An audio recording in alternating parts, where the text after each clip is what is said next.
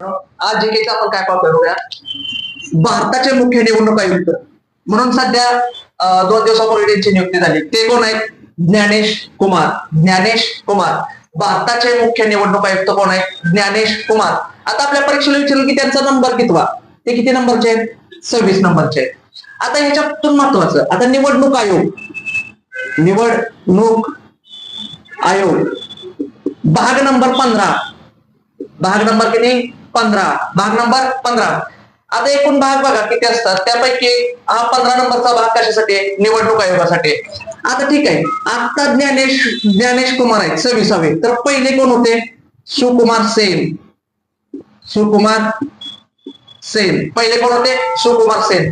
निवडणूक आयोगाची स्थापना कधी? निवडणूक आयोगाची स्थापना 25 जानेवारी 1950. 25 जानेवारी 1950. मग 25 जानेवारी कुठला दिन असतो? राष्ट्रीय मतदार दिन. राष्ट्रीय मतदार दिन कधी? 25 जानेवारी. राष्ट्रीय मतदार दिन कधी? 25 जानेवारी. दुसरी गोष्ट, मतदानाचं वय काय म्हणतो? मतदानाचे वय 21 वरून 18 केलं.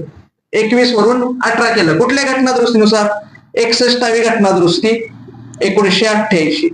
61वी घटनादुरुस्ती 1988. कधी? 1988. आता ते सगळं झालं बघा. आता मी थोडक्यात तुम्हाला सांगतो. सध्या भारताचे मुख्य निवडणूक आयुक्त कोण आहेत? ज्ञानेश कुमार. किती नंबरचे? 26. आता त्याच्या अजून कोण होते? राजीव कुमार. ते कितवे? 25वे. परीक्षेला विचारलं 25वे कोणता? राजीव कुमार. आता सध्या कोण? ज्ञानेश कुमार 26वे. त्याच्यामध्ये अजून महत्वाचं काय? 25 जानेवारी 1950 ला कशी स्थापना झाली? निवडणूक आयोगाची स्थापना झाली.